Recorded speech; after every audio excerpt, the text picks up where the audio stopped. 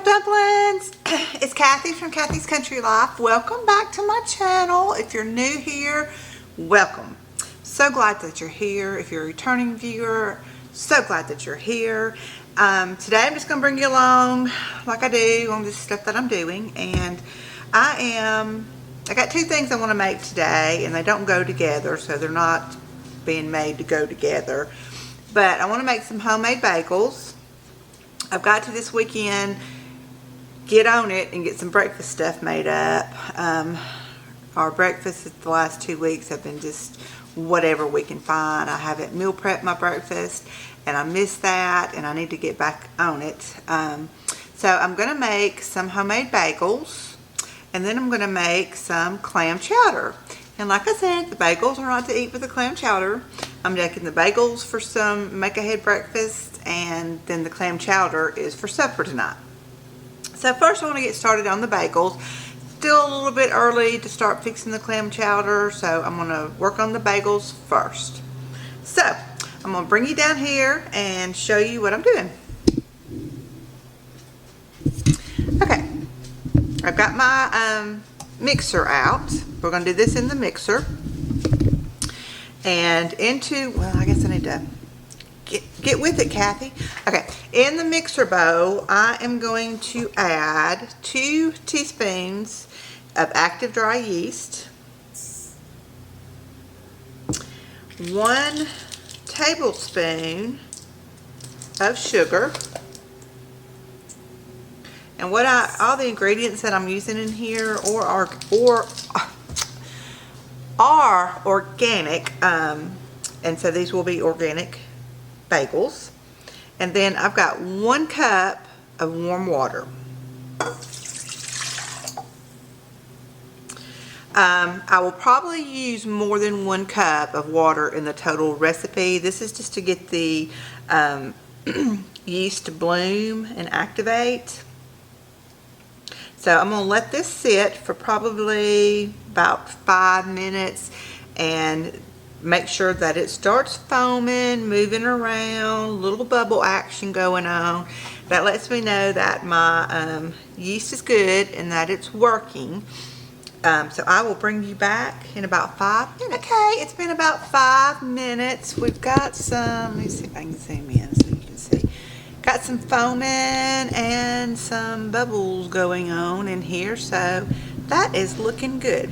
So to this, I'm going to add 4 cups of flour. This is all-purpose, the unbleached, organic, all-purpose flour that I get from Azure. And we're going to do 4 cups.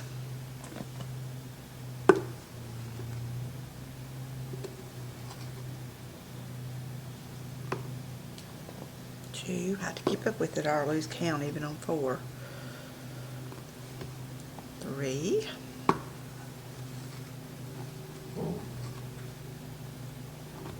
And 4.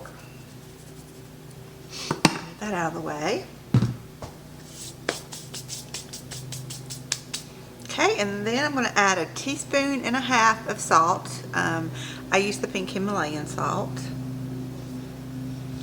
And all my cooking and canning, I use pink Himalayan salt. Then we're going to do 1 tablespoon of oil. I use avocado oil.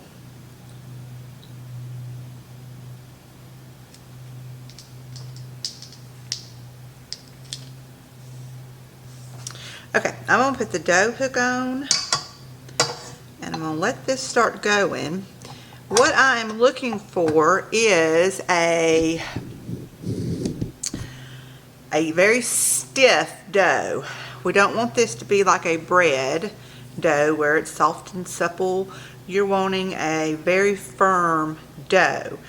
My house is cool in here, so I'm not sure how much water it's going to take. I started out with 1 cup. It could take up to 1 1/4 to 1 1/2 cups of water.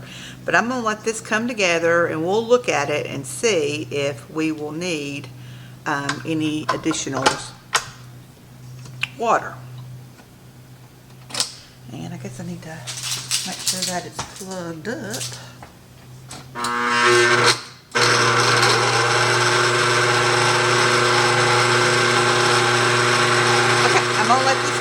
while until it starts coming together, and so I can see if it needs more water. Okay, it's ran for just a minute or two, and I can just tell it's too dry, it's too shaggy. So I've got a cup of warm water here, well, a little over a cup.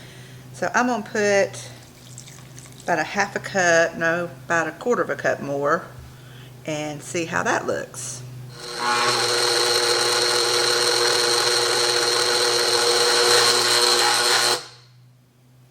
Okay. Did you hear how loud this is? I made something several months ago in here that really worked this mixer, and you could smell it burning, like the motor was burning. So I think that this is getting close to being on its last leg, because it makes all kind of racket. Okay, so this is a very heavy, pretty firm dough. Actually could have been a little bit firmer, but we're gonna work with this. We're gonna work with this. Okay, let me move my mixer out of the way.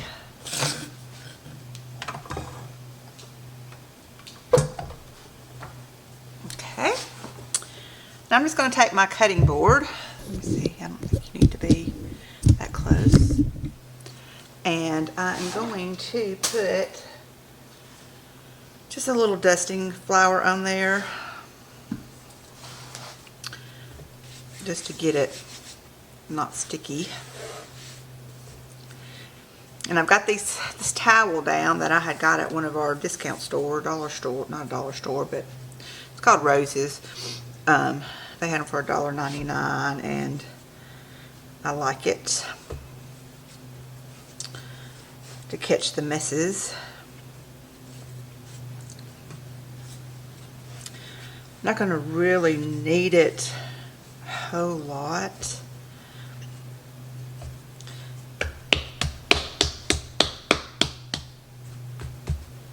Kind of make it into like a square, because this should make 8 bagels.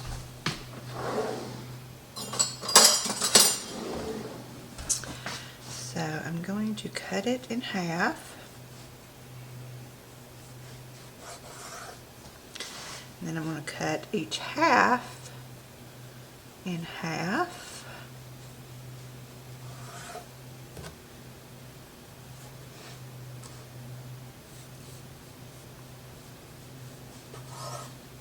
And then each half of half in half.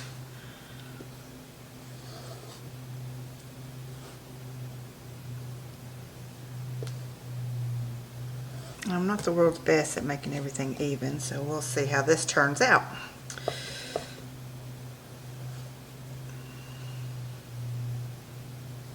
Okay. Maybe. So I'm just going to give them a roll.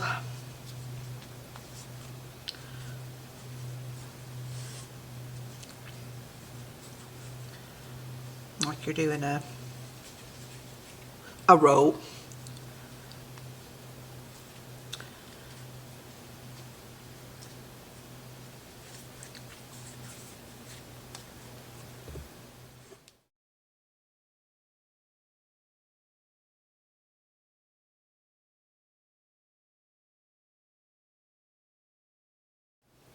Okay, we are back. It has been 20 minutes. They have puffed up just a little bit, not a full rise on them. I'm just gonna, I've got a cookie sheet out with a seal pad on it, and I'm just trying to get some of this. I've already put my flour up, and I was just gonna try to get some of this extra and just rub it on the seal pad some so they don't stick.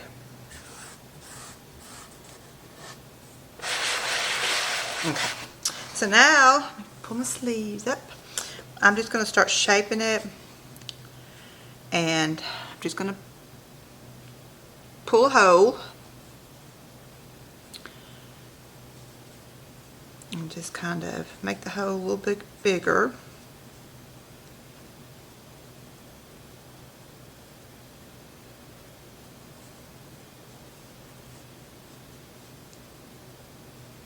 And put it down on the cookie sheet. Now these are not going to be pretty like your store-bought ones, but they'll taste good. I could definitely tell they rose a little bit because they've gotten softer, more pliable.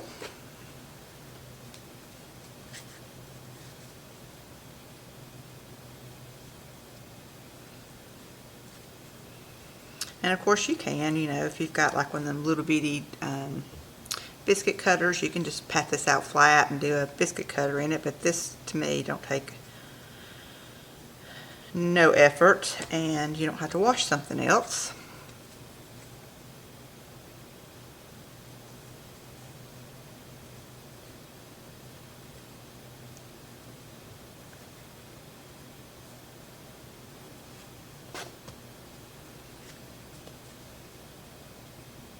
So after we do this step, we're going to let these sit for about another 15-20 minutes. And I'm going to get a pot of water boiling, because we will boil these before we bake them. And I'm going to go ahead and get my oven preheated too. I think it's 375. I'll double check that.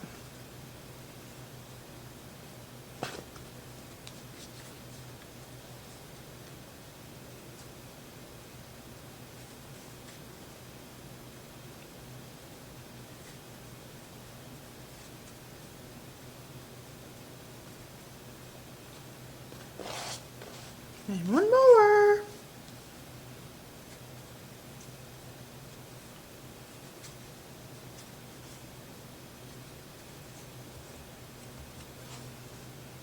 Okay, we're going to cover these back up with my towel and let them sit for about 15-20 more minutes, and then we'll be back. While those are rising again, or sitting, I'm going ahead and prepping up the vegetables for the clam chowder, which calls for, I went ahead and peeled some potatoes, and I just got these soaking in some water to clean them and keep them from turning brown. I'll give them a good rinse before I dice them up. And I'm chopping up some celery here, and I got to chop up some onion. So I'm trying to take advantage of these 15-20 minutes I got to wait on the bagels to get some chopping done.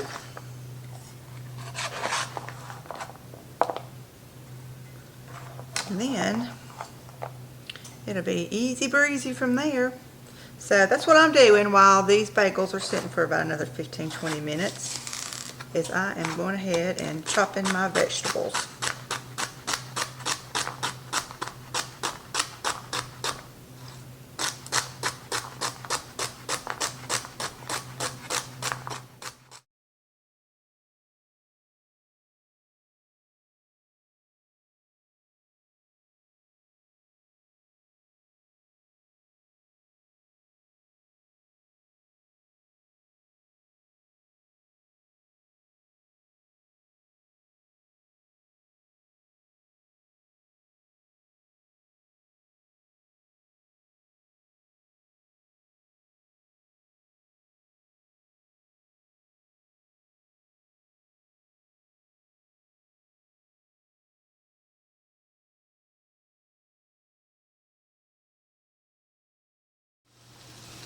Okay, we are back. Set that right there. And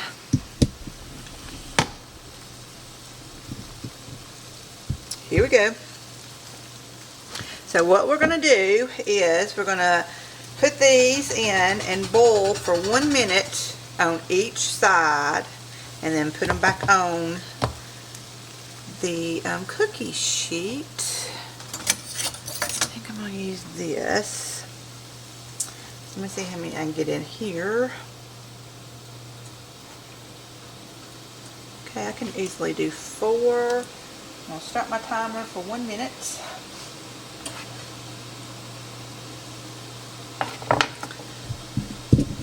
And I didn't show you the pot when I was doing that. Voila! There we go.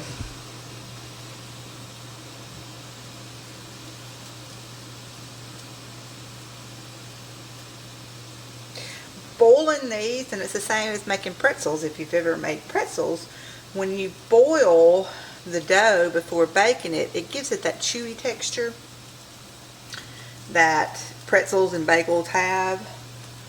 So that's why you do the boil before you bake. Now then, you can easily, I meant to mention this when I was making it, you can do add-ins to this. You can do some cinnamon and some raisins. You could do some blueberries, everything bagels you could put on top of it. You know, whatever kind of bagels that you like. Okay, wait a minute. It's been 1 minute. Flip it. Woo! Got hot. And set the timer for another minute. But, you know, whatever kind of bagels you like, you can do the add-ins or the toppings on here. I'm just doing the plain bagels. Every once in a while, I like the cinnamon raisin bagels. 9 times out of 10, I like the plain ones. Then you can put some cream cheese and my blackberry jam on it. Oh, it's so good. Or just cream cheese. And the oven needs to be at 425. I double checked that.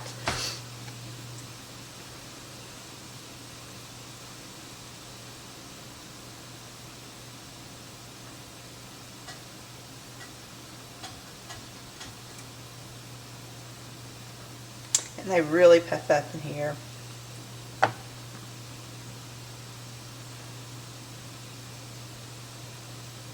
Two, one. Okay, get these out.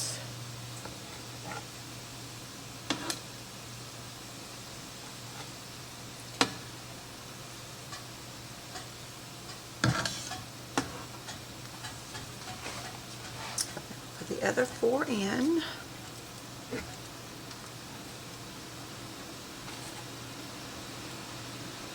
Start the timer, and I'll bring you back when these are done before we put them in the oven. Second batch of 4 is ready.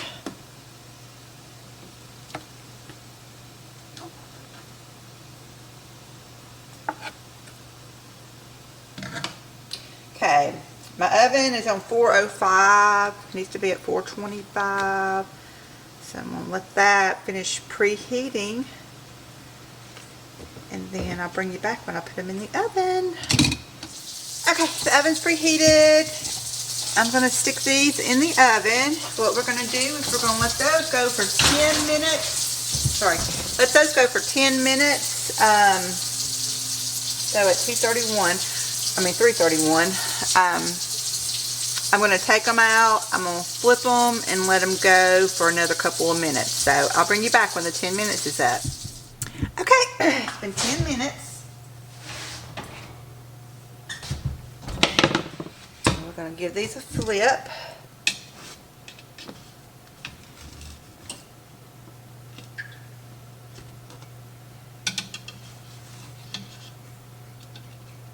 Uh-oh, stuck to the side there.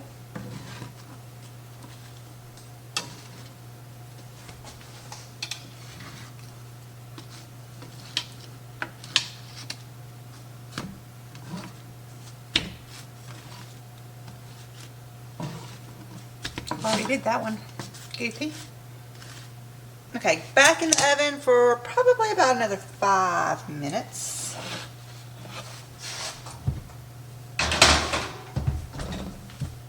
Okay, I let this cook for about 5 minutes, and then I turned on the broiler for about 2 minutes just to give it a little A little bit of browning on top, not much. And here they are.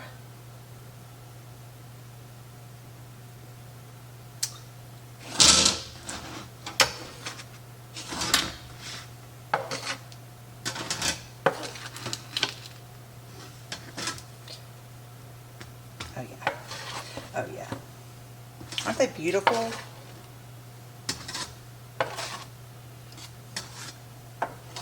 This one's all wrinkled up, but that's okay, so am I.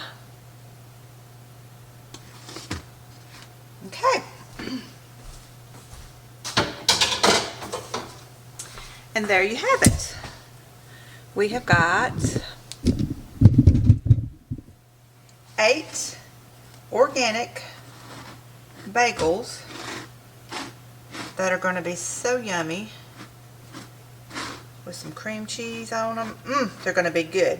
So it's very easy. I mean, and it's not very time consuming. You just have these 15-20 minute waits, you know, 5-minute wait in the oven, but they're very easy to make and they're so delicious. I hope you try this recipe.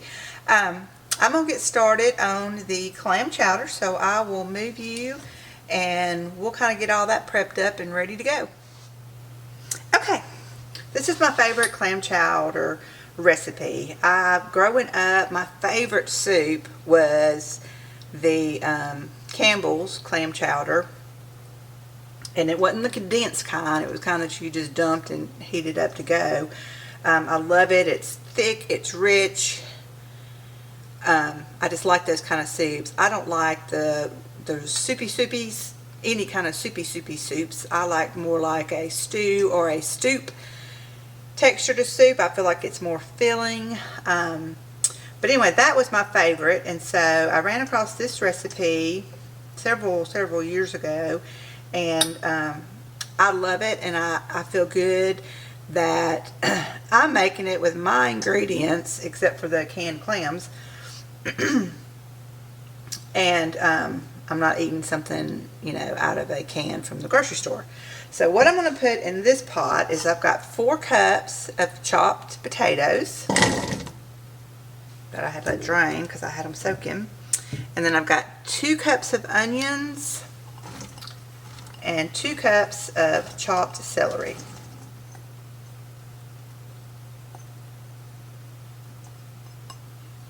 Okay, and to this pot, I'm going to put my strainer back over here. I'm going to add the juice from my clams, and I like to use the chopped clams, not the minced, but the chopped. And so I'm just going to strain the clams and let the juice go into my vegetables. And I'm using 4 cans. I don't know if I said that. 4 cans, and these are 6.5 ounces each. If my cat was inside, he'd be going crazy from the smell. Anytime we open tuna, anything like that, and the clams, he sniffs it out, buddy, and starts meowing and going crazy.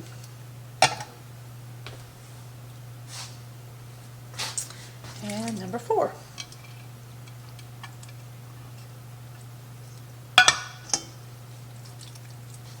And I'm going to turn this eye on, and we're going to let these vegetables saute in the clam juice. And then I'm going to set these aside. We don't need these just yet.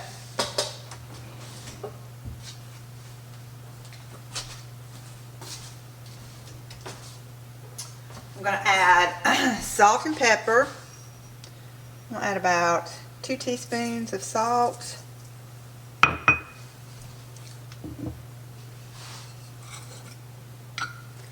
And about a teaspoon of pepper. And I may adjust this later on.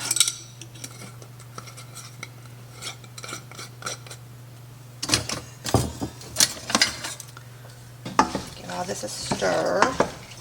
Now, as these vegetables start sauteing, him breaking down, it's going to let off some more juice, especially the onions and the celery.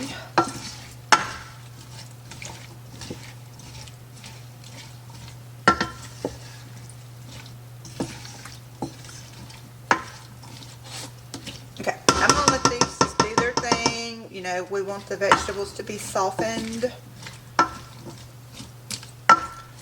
So that's going to take several minutes before we start on our other pot over here to get everything ready. But what I am going to do, let's see if I can, maybe up here in this pot,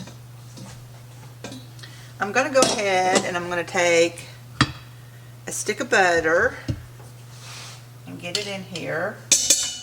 And I'll probably just turn the pot on warm and let that all get melted.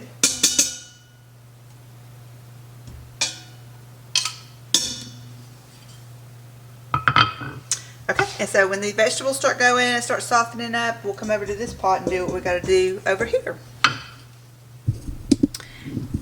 I can't resist. I've got to try this.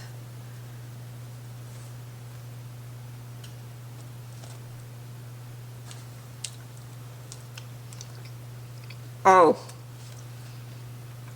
so good. So good. You've got to try this recipe. And it sure doesn't hurt that it's already warm inside, but it's so good. Okay, our veggies are over here simmering away, and in this pot I have got that half a stick of butter melted, and then I am going to add a quart of half and half. Get it open.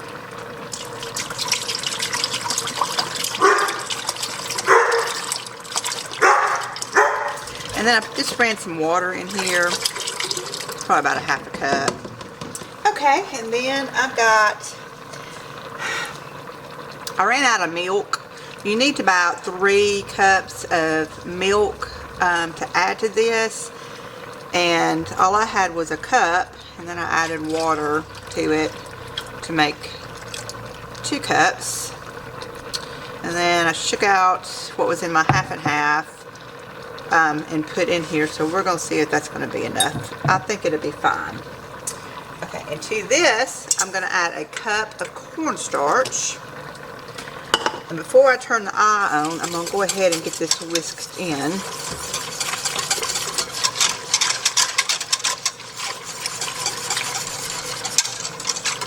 Get any lumps and bumpies out. It's harder to get the lumps out when it's warm.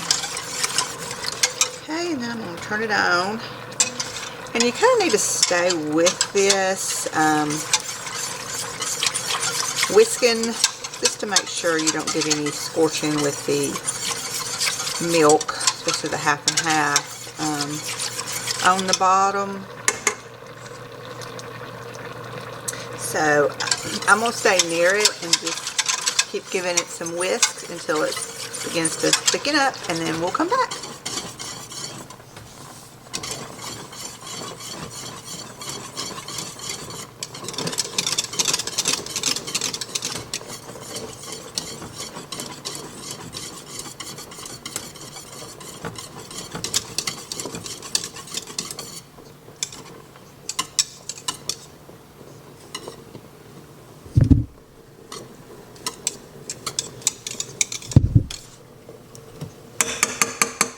Thickened up nicely. You can see how thick that is.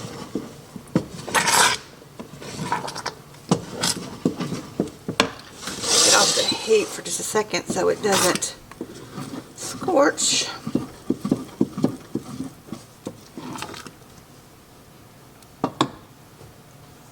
Okay, and to this,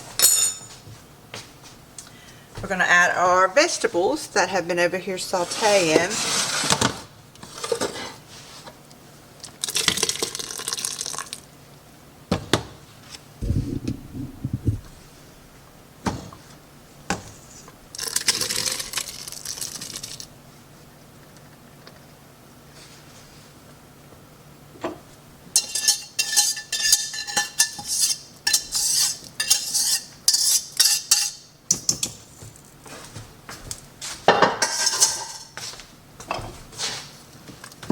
stir those in.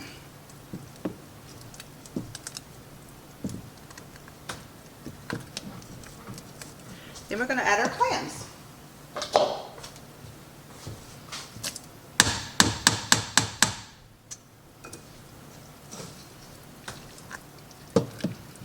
And basically this is done.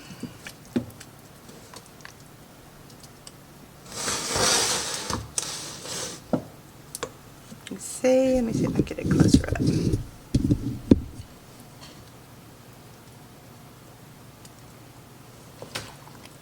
The clams are already cooked. They just need to heat up in this already hot soup base.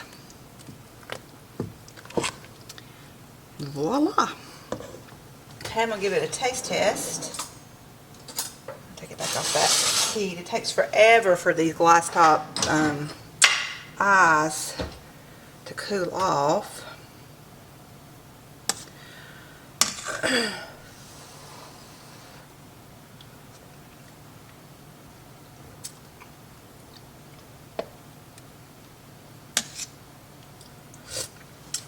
It's yummy, but it does need more salt.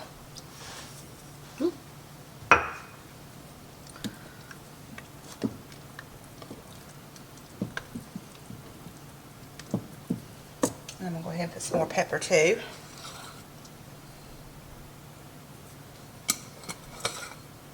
Just salt and pepper it to your liking.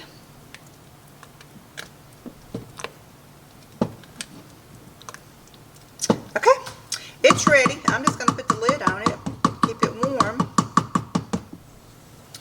And I said I was just going to do two things today, which was the bagels and the clam chowder, but I'm going to make something to go along with this. Did I have that down there the whole time? I'm sorry. I had a salt and pepper. I guess you didn't see it, but I'm going to make something to go along with this, so let's get that started. Okay, so to go with our clam chowder, I should fix something green because, you know, that's just like an all white soup, and I always grew up saying, you always have to have something green, but I'm not going to do, well, this has a little green in it, but I'm not going to do anything green and healthy and vegetable wise to go with it. I am going to make some cornbread, and I'm going to make it a little different. I saw this recipe, I think it was Linda's Pantry on YouTube. She had made a version of this, and I thought, and so I've made it 2 other times, and we really enjoy it. And it's kind of like a Mexican cornbread, but what I'm using is my cowboy candy that I had made back in the summer, and you put that in the cornbread, and it is delicious. And I add cheese to mine. I don't think she added cheese to hers. I don't think she did, but I'm making it like a Mexican style cornbread, but I'm using my cowboy candy, which is a sweet jalapenos. Okay, so I'll bring you down here and show you what I'm going to do, and I'm doing this like a quick and easy one. I'm not doing it where I'm using my ground corn and flour and baking soda and stuff like that. I'm going to go easy breezy, and I'm going to be using the Martha White buttermilk cornbread mix. I need to use this. I don't think it's old. No, it's not old. But I hadn't used it in a while. So I'm going to be using this to make the cornbread. So I'll bring you down here and show you what I do. Okay, and I don't measure when I make my cornbread, but I'm going to measure for you guys. This is a cup.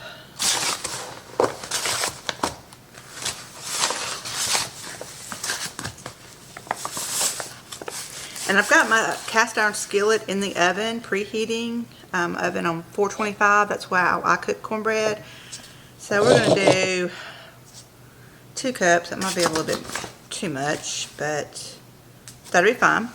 Okay, and then I'm going to take 1 egg. Oops.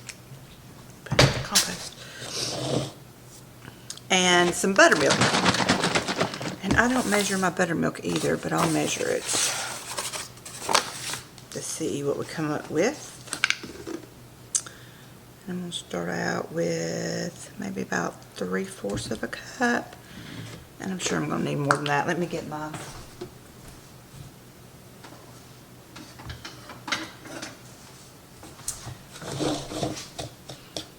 I use whatever I can find. Sometimes I use a whisk to whisk this up. Sometimes just a fork, sometimes a spoon. I just grab this Danish dough hook. Yeah, needs more. So I'm going to do another 1/4 cup, so that'll make a whole cup. And it's going to need more than that too. I usually just glunk, glunk, glunk, glunk, glunk and see where we are. I'm going to put another cup in here and see.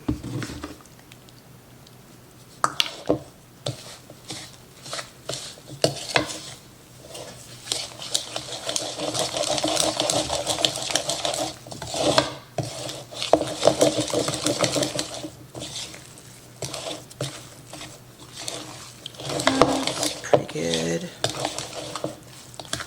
Yeah, that's good.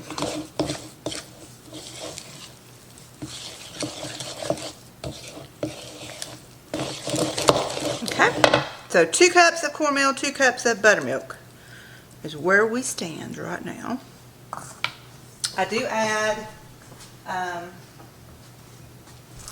some salt to mine. It just gives it some more flavor. My salt container is in the dishwasher, and this was the last bit of it. I got to refill it.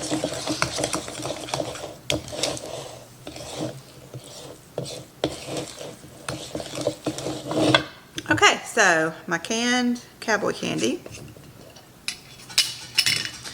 fork,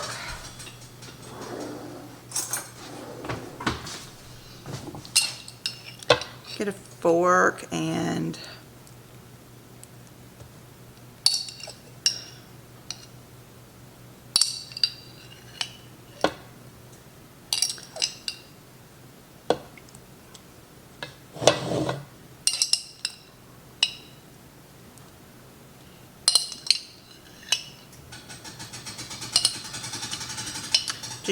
just using the rest of what's in here, and I'm going to say it's probably 1/3 of a cup. Now when I make my cowboy candy, I de-seed it and de-rib it so it's not very hot, but it's got some spice to it. Yeah, I would say that's about 1/3 cup.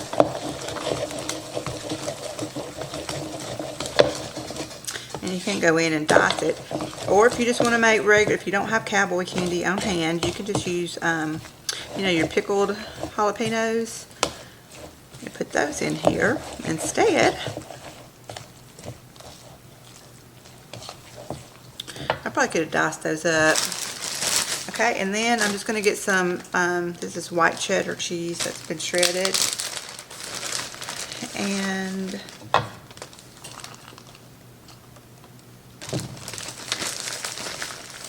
let's see, about a cup, yeah, about a cup of cheese.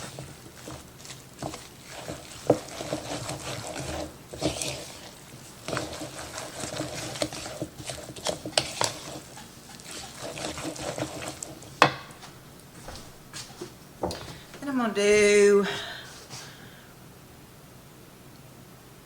about a tablespoon of oil.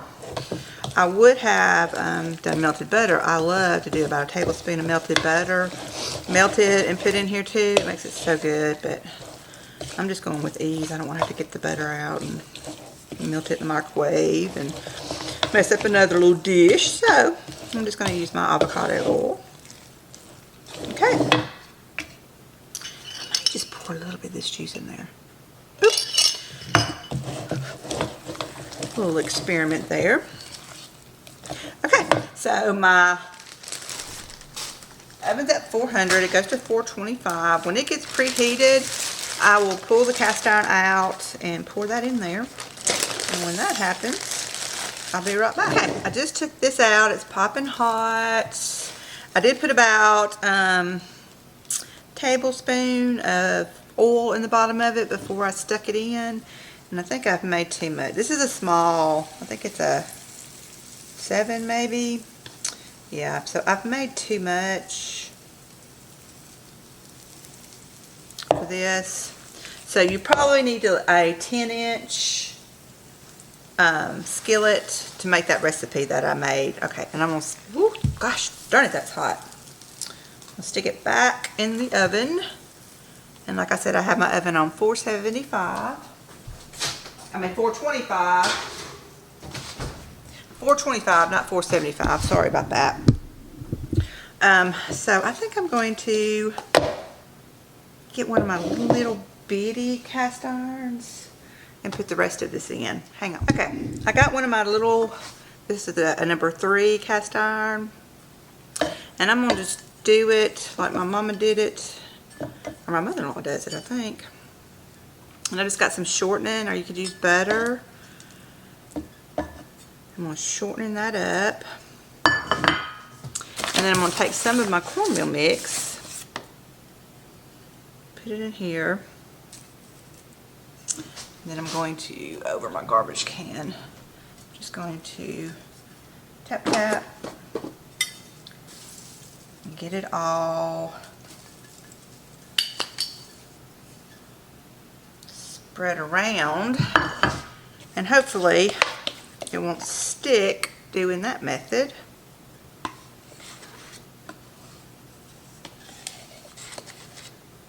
Go this way so you can see.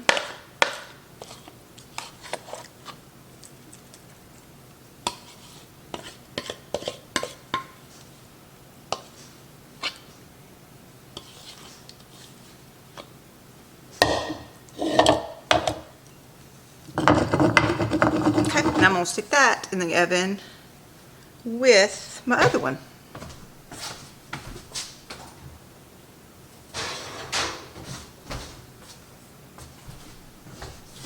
I kind of can just look at it to tell if it's done. I don't ever time anything. So anyway, I've got to watch on the eye, and so I will tell you how long it takes for it to cook. Okay, it took 25 minutes for these to cook. Well, this one took about 20 minutes. This is the small one. It came out good.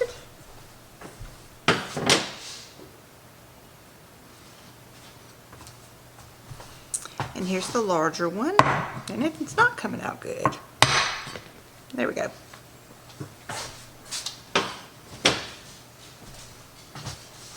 And there we have it. This one got a little browner on the bottom. But that's the crunchy bits.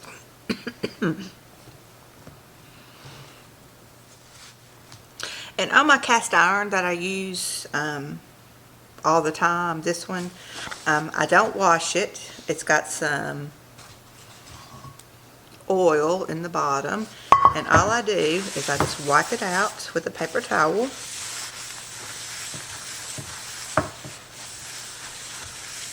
And that's as far as I go on cleaning it. I just get any crumbs or anything like that, and then it's ready to go for the next batch. And this one that I put shortening and some cornmeal in, I'm just going to wipe it out also. This has got more debris in it.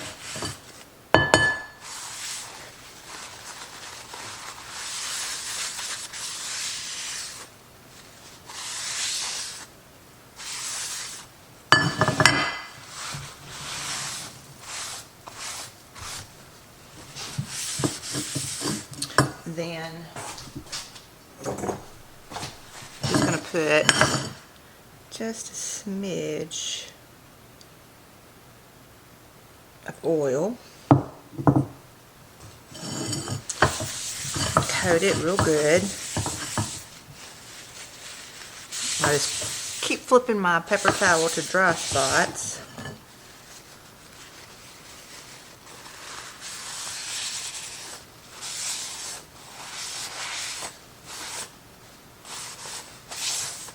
And that one's ready to go for the next batch too.